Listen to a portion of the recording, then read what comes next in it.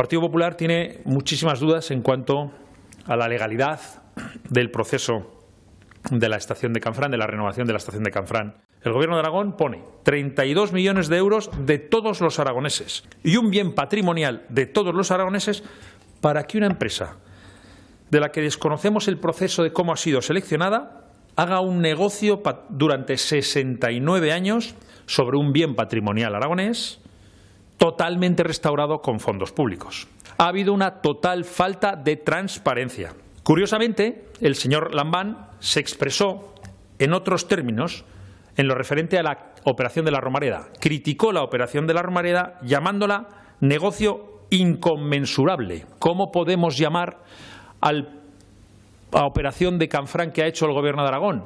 La calificación clarísima es de pelotazo.